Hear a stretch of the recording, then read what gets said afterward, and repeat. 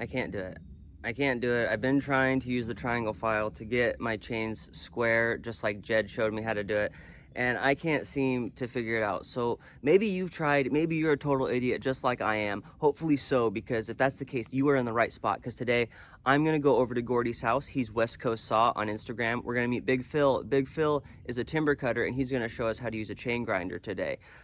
I just can't seem to hold it right or whatever, so I'm hoping that by using the machine I'll be able to figure this out, because now that we know that the square chain is going to cut 23% faster than round, the round is just not working for me anymore, so I got to get my chain square. So hopefully that'll make sense and I'll be able to do it that way. I had a lot of people ask me questions about these files in particular, you know, about from where to procure them, and so there is the triangle file, there's the double bevel file, there's a goof file, and all those do square chain.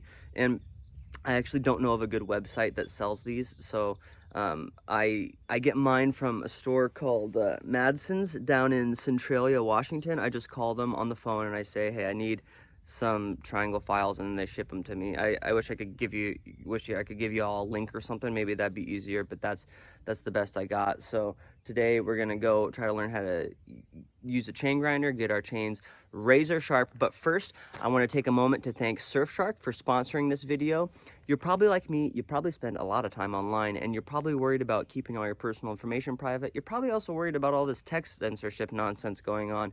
So you need to get yourself a VPN, just like I did. You need to download Surfshark. Surfshark is a VPN. It's an app you download. It basically adds a layer of security so that it helps protect your personal information, keep all your passwords, videos, photos safe, all that. It also allows you to place your phone or laptop basically anywhere in the world, so you can access the internet as though you were in that country. So that's really good for traveling or trying to bypass all your country's censorship stuff. And so it's super easy to download to set up. You just download Surfshark, use my promo code Treason, that's TREESON. You're gonna get 85%, yeah, 85% off, plus you're gonna get 3 months for free. Plus, they have a 30-day money-back guarantee anyway, so there's literally nothing to lose. So protect yourself, download Surfshark. It's also the only VPN that you can download that lets you use unlimited devices on just one account. So that's a big deal. So go check out Surfshark. And now, let's get our grind on.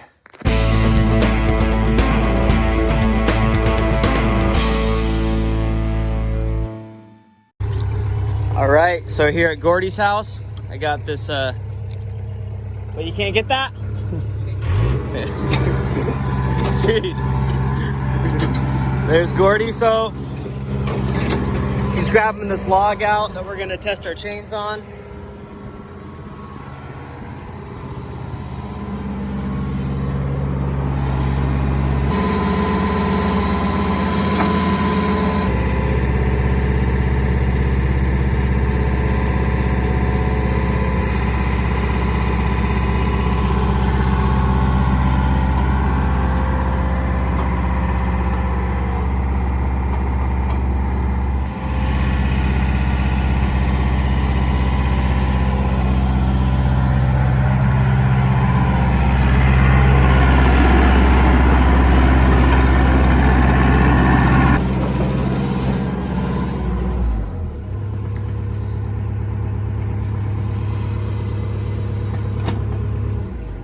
Nice. Easy. Cool. All right, let's go meet Phil. Okay, so we're here with Gordy's shop. There's his sign, there's West Coast Saw. This is Big Phil. Big Phil is he's a timber cutter. Where are you based out of? You travel around, right? Well, yeah, from basically border to border on West Coast. So. Oh, nice. Yeah. So where are you headed next? Central California. Oh, okay. How long have you been doing this, Phil? About 13 years. Yeah, Phil's the pro at this sort of thing. So, well, the thing to remember is there's other guys that have been doing it for 30 years, and they all do it different. Everybody has a different proprietary grind that they run, and everybody thinks theirs is the best. But at least fundamentally, we can get this down to a science, and then your fine tuning will be between you and your man. So. Sounds good. So where do you get these grinders at? I order them from Madsens Shop and Supply. They've got a website. It's called madsens1.com. You cannot order anything off the website, but their phone number's on there. They do everything old school, and I like that. Everything's written on a piece of paper, and they've done straight business with me for all the years I've been doing this. So, okay. Salt Creek Industries is who makes these. They make them in Oregon. I'm pretty sure Bailey's online will sell you one. I just prefer to do all my business with Madsens, and I recommend everybody I know use them. They're good people. Cool. Yeah, that's so you're gonna get one of these. I'm assuming you'll have to set it up and stuff. Is that pretty straightforward? When you first get a new grinder, they come with a factory grind that it's good. It'll cut. It'll make a chain that'll cut, but it's not exactly suitable for everybody's needs. So the setup and getting the angles set for the grinder for the chain that you want and how you want it to cut is kind of your own responsibility, yeah. Okay, so that involves messing with the stone then? Is that what you're talking about? Well, your grind? To do that, you change the angles of the stone to your desire, and you also change the angles on this arm to your desire. So you've got several different adjustments. When you steepen or flatten the angle of this stone, what you are doing is you are changing the angle of the top of your cutter tooth to the angle that you desire. And that can be to make a chain a little more hungry, a little more smooth, a little more durable. There's all kinds of different ways. So I've got a tooth that's been ground right here. I prefer a cutter. Zoom in. Okay. I prefer a cutter that's a little more square off the corner than factory because it cuts a little bit smoother and it just rolls a nice, big, long square chip. It's a really nice angle to have. The angle on your side cutter, you can adjust so that way this side cutter is more vertical to the chassis or more angled to the chassis. And I prefer what's the chassis? The chassis of the chain is your side plates. All of these side plates are considered the chassis of the chain. Oh, okay. So when I say vertical to the perpendicular to the chassis, the side cutter more straight up and down. Okay. And the reason I prefer that is because it captures a chip in the cut. So you get less plug ups in the cut when you're cutting big timber and big wood. You've got a whole chain full of chip while you're pulling it through the cut, and it captures the chip on the inside of the chain in the gullet here and doesn't let it escape during the cut. So that's why I prefer that. Okay. And then this adjustment adjusts what angle the tooth makes contact with the wheel on the side cutter. So I prefer mine to be a little less steep and a little blunter of an angle, if you will. So that way it makes the side cutter a little more durable. There's a little more material and metal there, holding everything, just makes it stronger, that side cutter in your corner. And then for the same reason, on this adjustment here, I like the arm about the maximum height adjustment, so that way when you go to grind, this gets rolled forward as far as it needs to roll for you to hit the chain to the corner. What that does is instead of the cutting edge being that sharp like a kitchen knife, it's rolled forward and the angle is a little more blunt, and it makes for a more durable cutter and a more durable corner that's still sharp. Okay. So that's why the setup goes like this, and that is why having this bolt in here is important and why having it locked in is important, so that way your uniformity of your cutter angle will always be the same on every cutter tooth. It takes a little more time to grind, but it makes for a lot more smooth cutting of the chain. Okay, so I understand you got to shape the stone, right? Yes. So how do you go about that? Okay, so for dressing the stone, the first thing is when you get a brand new stone, a brand new stone comes square and undressed. And you cannot do a thing with this. If you try and dress this stone to your desire, with your diamond dressers, you're gonna wear out your dressers. You're gonna destroy your $1,000 piece of equipment. So these diamond dressers right here, these are just to kind of maintain it as you go? Yes. Okay. And those are to get your mechanical precision shape on your stone between grinds. Okay. So we buy a $10 part to dress the blank stone close to the shape and proximity that you're gonna use with your dressers, and then finish the final dress, your spring pass, if you will, with your diamond dressers. Okay. So $10 tool, just hog all this material off, get close to the shape you want, and then attack it with your diamond dressers after that. Okay, and what shape do you want, Phil?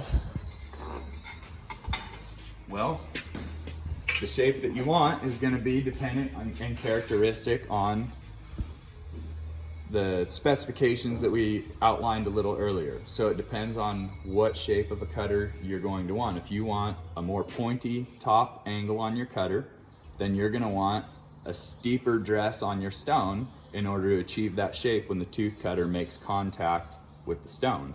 And same with the side cutter. If you want a sharper angle to the chassis on your side cutter, then you'll adjust a steeper angle on your side grind of your wheel. Okay. And so to achieve that, you loosen these bolts and you turn this to the desired location until you get a shape that you like, tighten it down, and then you'll probably never touch those again in the life of your ownership of the grinder. Okay, sounds good. So we're shaping this so it's basically a mold that fits into the desired tooth shape that we want. Exactly. You're engineering your cutter with the shape of the stone that you're trying to achieve here. All right. So, and we've got a good shape here already. Jed had a nice grind set up for this thing. It's a very nice shape. It's not very steep. It's a relatively flat. It's a relatively flat top cutter on here, and so that'll give you a really nice, more squared off top cutter on your tooth, and that's a really desirable shape in my opinion. I think that's a really good choice. Okay. And same with his side cutter. His side cutter angle is very close to vertical. It'll capture a chip very well, and it'll get nice and sharp. And so I think that's also a very desirable choice for his cutter, or for his wheel shape. Okay. So he did a good job on that. That's very desirable. I see. Okay. So yeah, and you can see what the shape of the tooth is gonna look like. Yes, here. exactly. Okay. And so when you go to dress with your diamond dressers, so we've already, of course, we've got this wheel into shape with the hard stone. Now we'll dress this appropriately with the diamond cutters. You always want to make sure the wheel is turning away from these bearing parts. This is basically, we're going to pretend this is a bearing shaft right here, because that's what that bolt's acting as. And so you want the wheel to be pulling away from that bearing shaft. Otherwise you'll get a little bit of chatter and you won't get a perfectly uniform dress on your stone. So I like to get it started a little bit just because it's easier on your motor. Okay. Now we're spinning away from the dresser. I start from the outside corner. I get to where it's barely touching. You hear it's barely touching. Yeah. And then I go in a tiny bit of a turn. So you're And adjusting that I go screw. very slow. Very slow.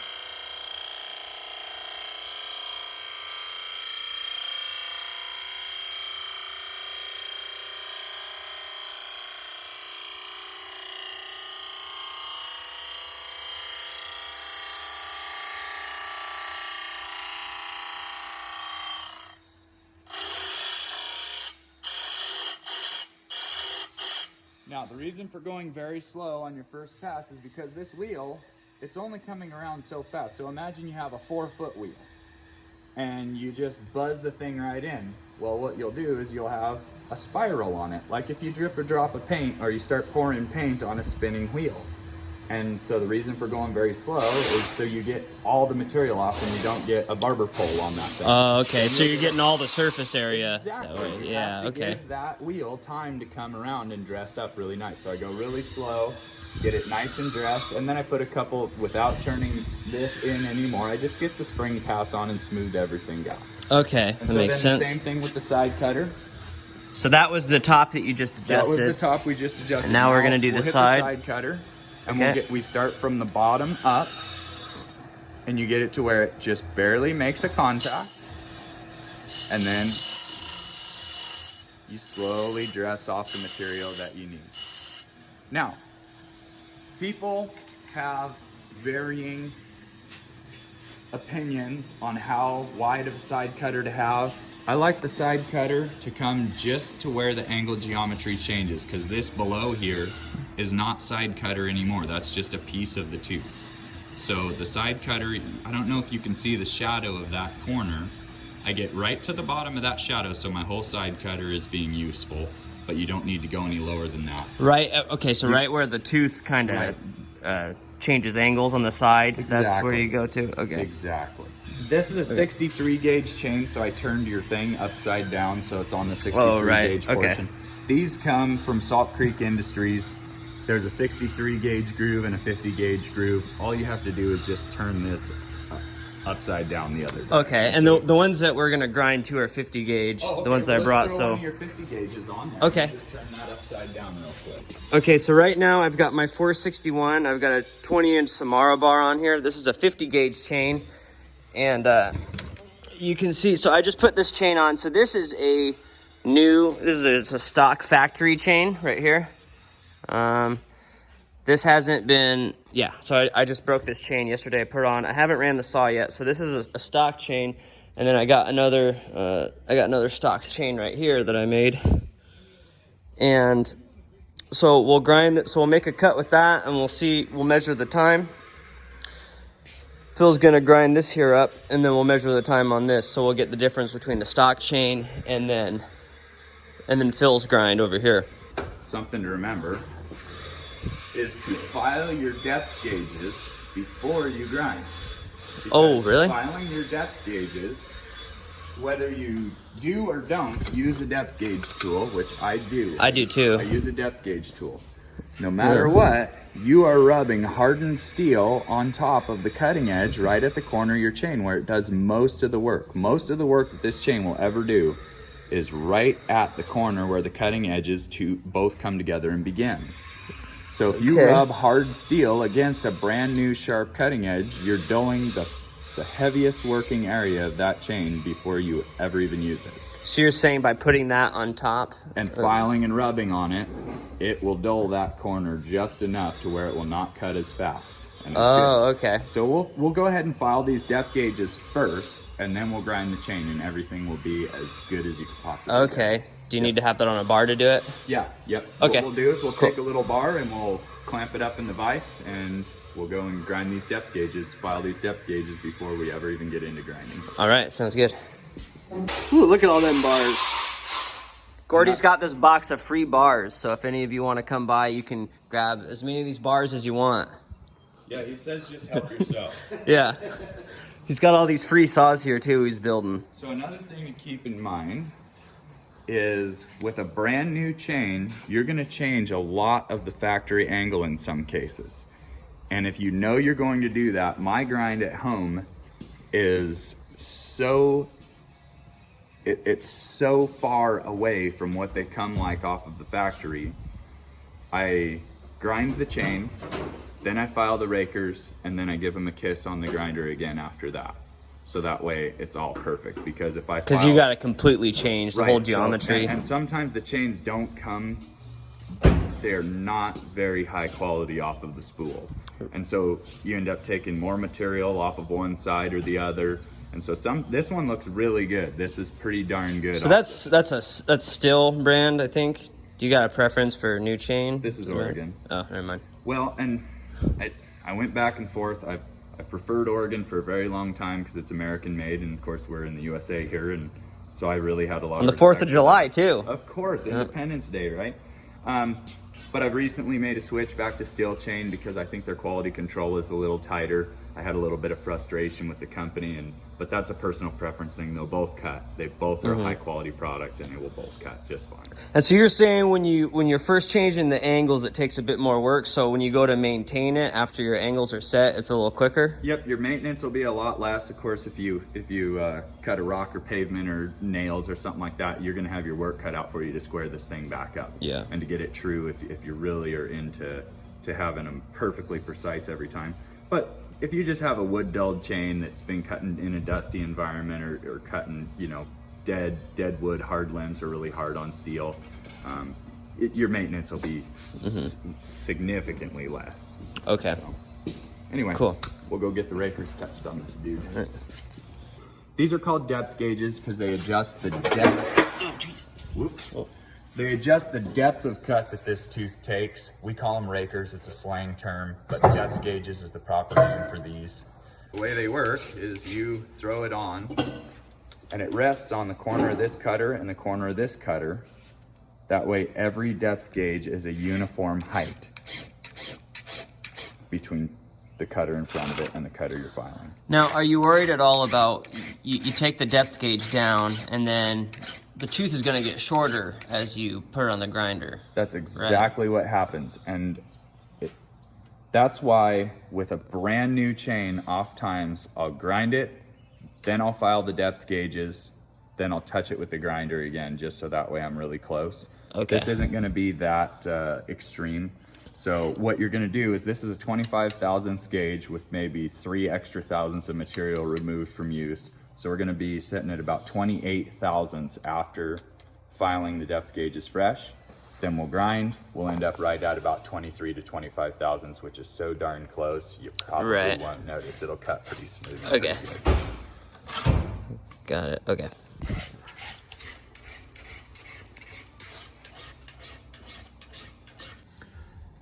Okay. All right, so we got the so depth. Another thing you want to make sure of, let's look right here. When you're dragging this chain through, you'll grind a cutter and then you'll pull this around to the next one.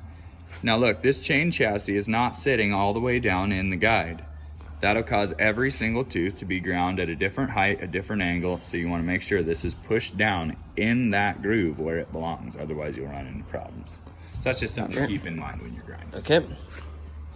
Uniformity is the name of the game. So same thing. These motors are the most expensive part of the whole grinder, so I like to get the wheel starting a little bit and then I fire it up. It's just a little easier to start up torque. Okay, and which way do you want the stone running? You want the stone coming towards your cutter, always when you're grinding, towards the cutter. For one, it'll throw sparks not into your eyes, and for two, it keeps the burr rolling in the right direction. Otherwise, if you're grinding away from the tooth, you'll roll a burr up on there and then it won't actually be sharp. There will be a burr on the end of the tooth where it grounded off. Okay.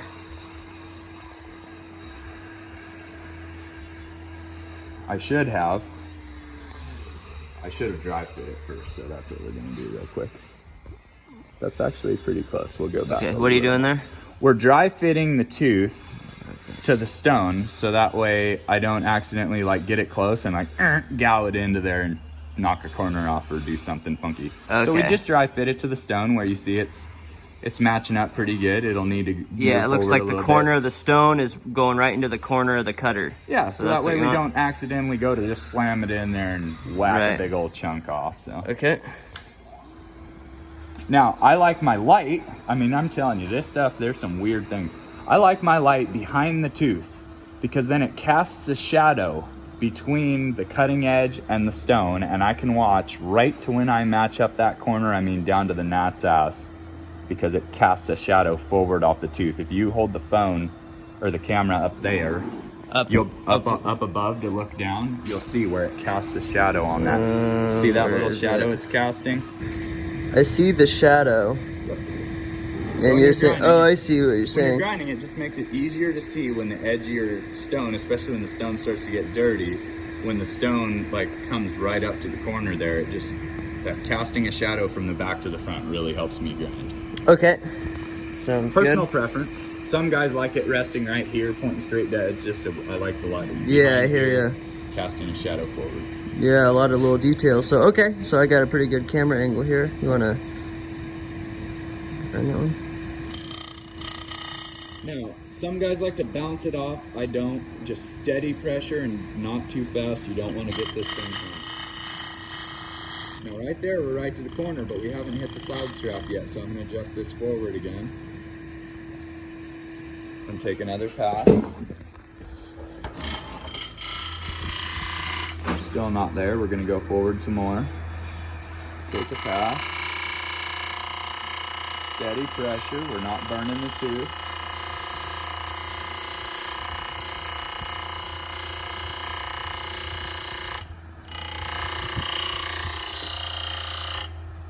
right there, we're right to the corner. Now I'll show you what I mean when I say right to the corner. Okay.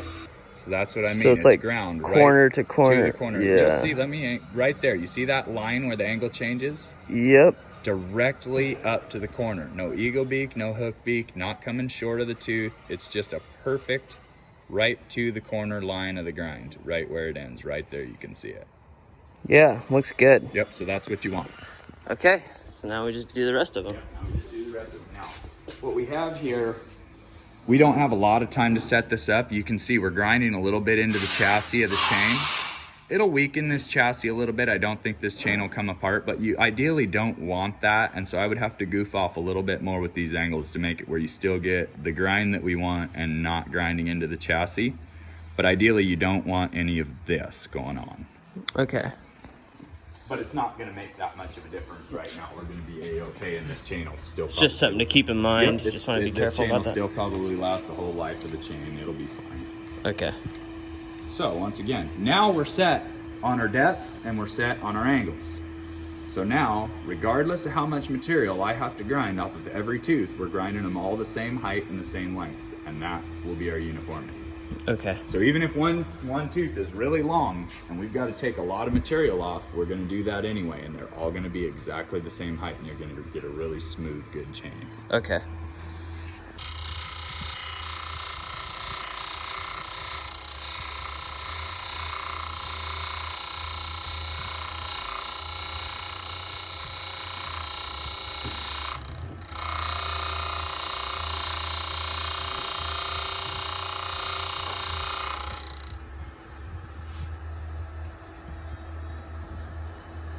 So just an afterthought is, on a brand new grinder, these are designed so that way you'll come to a stopping point on the chain at the same place every single time. What happens is when the chain gets wore down to where you're about like a third to a quarter of its life, they just get in the way and you can't get the chain ground around. So I get a brand new grinder, the first thing I do is rip these off because they're about as useless as teats on a boar. So they come right off of a brand new grinder when I get one. So how do you go about cleaning these stones? It's the dressers. The dressers is cleaning the stone. Oh, okay. And that's changing. The stone wears out and deforms as you're grinding. So you're losing your angles, you're losing what you set it up to do. So keeping it, when it gets dirty enough to where it's not grinding clean, it's also deformed enough that you're gonna wanna dress it up and keep it right. Okay.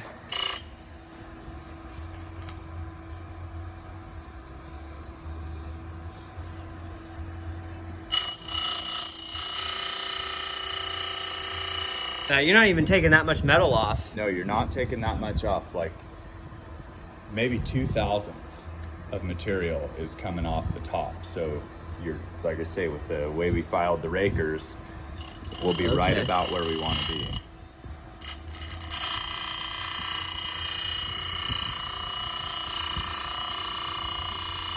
And this one came different off the factory line, so it was shorter. So we ground less material off of that one than the one before. Sometimes they're different. Yeah, they're not perfectly uniform out of the factory. It's kind of a How come they cut so much slower when they're new? Well, because the rakers are untouched, so they're sitting at about, I don't know, 12 to 15 thousandths on the depth gauge, and they're just not ground uniformly. They're not a really uniform ground cut. They're misshapen, not as sharp as the angles that we like to get on them. They're just not quite as good. But if you want a brand new chain to cut decent, first thing you could do is just hit those depth gauges and it'll be a completely different bag of caps. Right, okay. So this side's done. You switch this, boink, over to the other side for the other side of chain. You set this cutter right up against it, push it down, and then we swing it around to the other side. So, I was talking to Sam Madsen. He's the owner of Madsens Shop and Supply. He's in really close with Oregon and with Still. Anyway, I learned something new. It's that these cutters are ground before the chain is assembled. They put these in a machine, it grinds them, boink, each side individually, different machines. And so then they get thrown in a box, bounced around, whatever they do until they assemble the chain. So that's why uniformity seems to be such a problem. That is, they're They're completely done, the cutters, before they ever assemble the chain. That makes sense. So they make all the parts of the chain individually. They get thrown in boxes and stuff, and then on a conveyor belt, they just smush it all together, basically. So that's why some of the teeth are a little different than others. Yep. That was Makes his best perfect explanation. Huh. That makes sense. All right, so now on to the second side. Light cast a shadow again. We're gonna get it the way I like it, so it's not in the way of my bad eyeball. How long you been cutting timber? About 13 years on and off. I took a couple breaks, but you add it all together, I guess probably like 8 solid years of full-time cutting. And your dad did it, right? Yeah, my dad cut for about 25 years, and then he took a hiatus, and now he's back in the woods again. He's 60 years old and cutting logs again. Old as dirt when it was spelled D-E-R-T. You ever see yourself doing anything else? You know, when my body quits on me, I'll have probably no other choice, because I'm not the retiring kind. I'll work till lunch on the day that I die, but, you know, I pretty decent millwright and welder. I guess I could go back to that, or open a small engine shop maybe. But until my body quits, yeah, this is what I'm gonna do. Is it faller or feller? Or a timber, what do you call yourself? Log cutter. Log cutter. Timber faller, I guess. I don't know. I feel like I'm always trying to minimize my tough guy persona, because I'm not a tough guy. I'm not like Mr. Barney Badass. Like, so I'm always trying to minimize that. I cut logs for a living. I cut them down. I make logs. It's stunt manufacturing, you know. But I like that. But it's just pretty standard stuff, you know, grinding. So you'll grind yourself some chains, and then when you head out in the woods, you got an extra one with you. Is that how you do it? Yeah, I like to keep like 3 sharp chains in my pack and 1 sharp chain on every saw, just at all times. That way, you know, if I just not throw a chain, you know, if I throw it off the guide bar and I just knock a couple corners off on my dogs, or you know, on my little chain catcher or whatever, I'll just touch it with a 3-corner file real quick and get those couple cutters back to at least close. 3-corner file. So that's that triangle file that Jed uses. So, but if it's not, like if I've cut dirt or rocked it or really messed it up, cut through bullets or something, then I'm just going to change a chain. It's faster. You cut through bullets? Lots of times. Huh. Lots of bullets. I had an undercut in the back of my truck that I split a piece off. I cut through a 45-70 bullet. The thing was about that long, about a 230 grain. Holy crap. That's great. That's crazy. People shoot bullets into trees. They you know, they staple their targets up all the time. So, and they're in there for the life of the tree. And a lot of times, like, people are mad that we're cutting down the trees we're cutting down. Well, the tree is sick because of the bullets that people shot into it. Yeah. So don't shoot bullets into trees, kids. It's hard on them. You any death threats lately? Me? Yeah. No, not. I got one the other day. You got a death threat? Oh, yeah. What was that? Oh, because I was falling timber. They don't like that stuff. Yeah. I got in a pretty good Donnybrook. I'd like to see that fight. I'd like to see these vegans that are threatening you, you know? I got in a pretty good Donnybrook in the tavern in Silverton, Oregon one time because somebody told me that somebody ought to take an axe and chop me down. I mean, be my guest. It's in the truck. Yeah, you know? right. Him and his buddies and me and this old hook tender got in a pretty good one. Really? Yeah. That's it. She's done. She's done, eh? All right. Sharper than a razor blade. Very nice. All right, let's test this bad boy out. All right, so we got our test log here. We got some spruce. We want to make sure that, okay, so where are we at? We're at exactly 1 foot. Exactly 1 foot in diameter. Okay, cool. So over here, I got my 462. So this is a new stock chain. So we're gonna test this one first. This one, we just broke it. It has not been sharpened yet. Hasn't been touched. We're gonna cut this, switch the chains, and give it another go. You see my pants Clogger sent me? Dude, they're so nice. You see that? Got my name on it. Fancy. Fancy pants. You see that? You see this right here? Oh, wow. Yeah, I literally got fancy pants. Huh? All right, so first test, stock chain. I'm just gonna I'm not gonna dog in, I'm just gonna go straight down. We'll do that with both chains. Show them that the chain's brand new on the camera. I did, I kind of showed him a second ago. So, all right.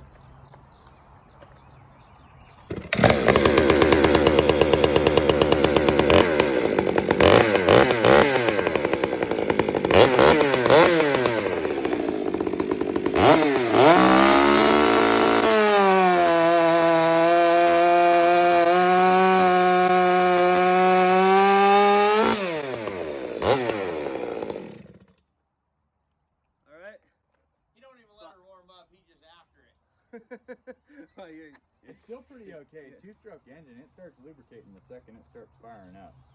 It'll be all right. Yeah, till it's pissing. Oh, what do you know? You don't know what you're talking about. The piston is. I know it hasn't swelled up. It all hasn't the way swelled. yet. It's just fucking poor thing. That's all right. It'll still go. Whatever. It'll be all right. What do you know about Damn chainsaws? armrest. It'll You be don't all need a right. built chainsaw, you arm.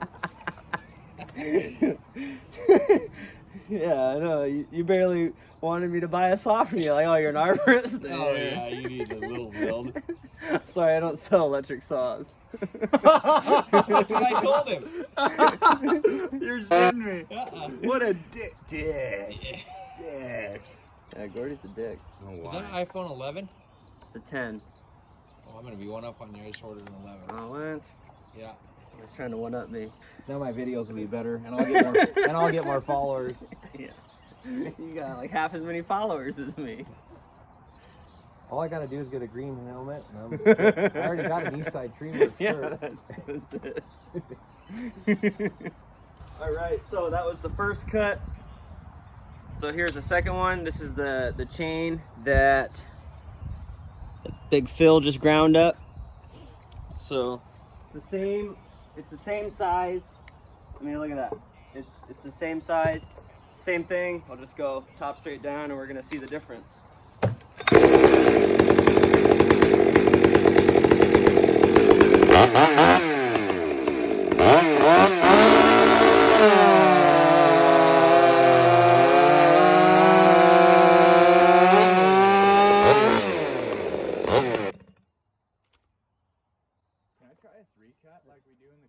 Is that how you do it? Huh? One down, one up, one down. You can do the 3-cut. It's just that if you do it, people are gonna comment like, "Oh, he's a better cutter than you are," or something. That's how it was. I did the one with Jed, and we both cut a piece, and people are like, "Well, he's just a better cutter than you. It's got nothing to do with the chain." So I'm like, "Oh my god, true. people are." No, I don't want to try it. I just want to try it off video just to feel it. Yeah, go for it. I'm gonna just keep it rolling. I'll do it off of this end over here. There you go. I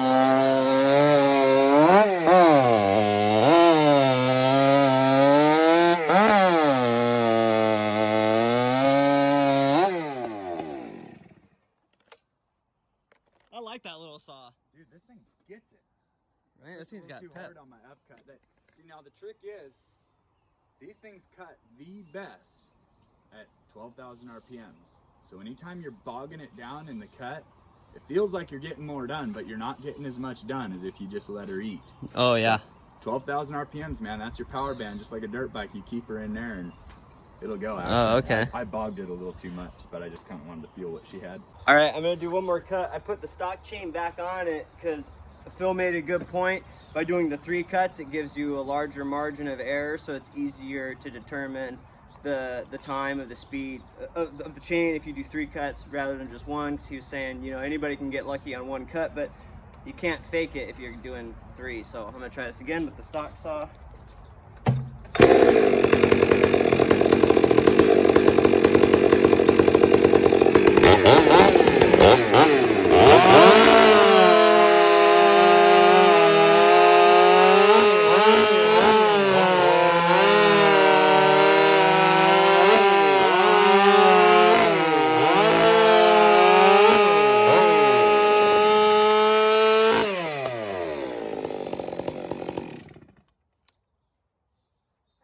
Another couple questions I had, Phil. Some people are asking me about milling with square filing. You have any opinions on that? I do. Pros or cons? I think that milling with a square chain, of course, the sharper of those corners, the less horsepower per tooth you're drawing while you're milling.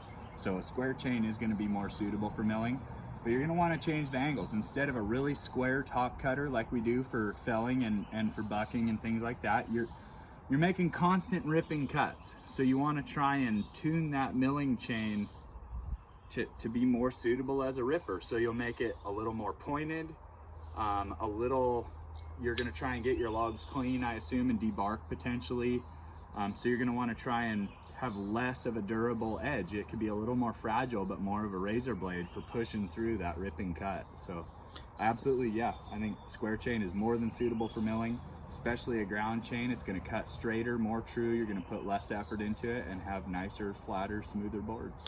Cool, man. And one more question. As far as people say the round file is more forgiving than the square if you hit dirt or something. Is that true? Or are they just saying that? I do think it's true to some degree, but then in other ways, I mean, consider a hollow grind on a blade, like a knife. A hollow grind is your sharpest edge that you're ever going to be able to get on a blade. However, it's the least durable because it gets narrower as you go in. It's hollow ground, so you've taken some of your material that strengthens that edge and taken it away. Well, a round file creates a hollow grind. So it feels more durable, but the physics of the thing doesn't add up to make it where it would add up on paper to be more durable. I think a big part of it is that it's faster and easier to maintain. Yeah. So it's faster to file, it's easier to file, it's easier to maintain. It's a lot quicker to just say, man, it's a little dull, I'll just touch an edge on this thing. So, but then again, you know, the way it feels, I mean, that's 90% of the truth to each man, and it does feel more durable when you're cutting dirty with round grind on a chain. Cool. Those wedges, well, I needed my tape. All right, so the stock chain, cut them 3 pieces, 16 seconds. Phil's ground one did 13.1, so quite a bit faster. I mean, 3 seconds. It's a long time. And 12-inch piece, yeah, that's a lot. Yeah, that was a little piece of wood. You know, so imagine once you get into some big wood, the difference. Yeah, so cool. The one last thing we need to talk about is the gullet.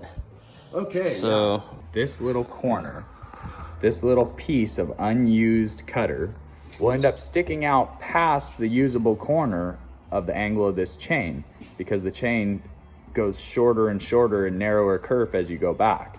So when you have a gullet corner that's out past the corner of your chain, the chain won't carve right, it won't cut straight, it'll have a whole bunch of different problems.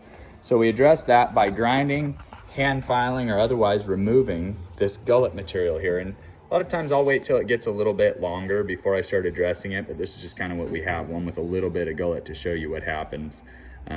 Now there's ways to do it. We can round file it with like a 3/32 round file, or we can put it in a round grinder and round grind the gullets off. And the most OSHA violating method to do it is what I do. I just hold them in my hand like this and I grind the gullets out on a Simington grinder, on one of these grinders right here, like what we just sharpened the chain on. Oh, okay. So I'll show you how I do that.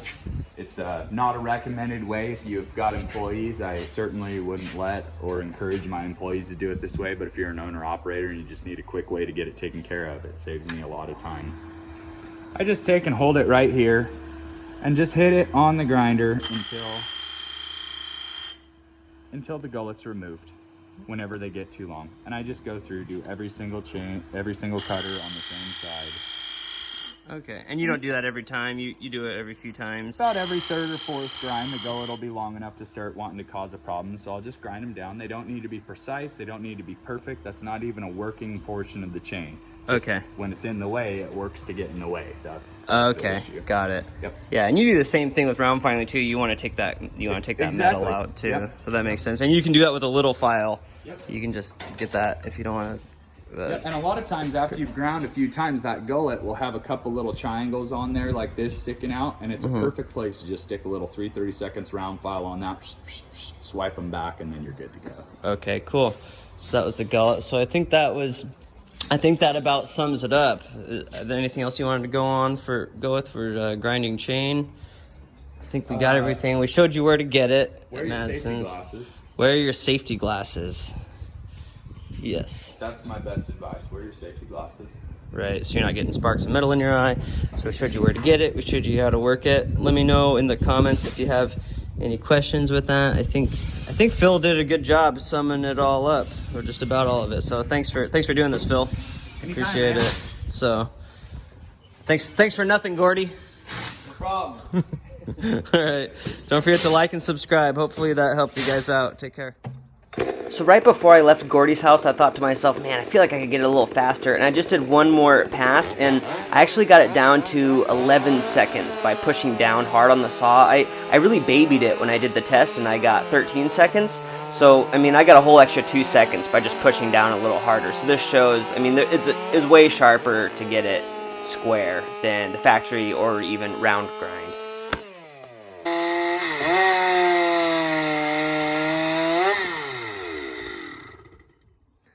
Thanks, Phil.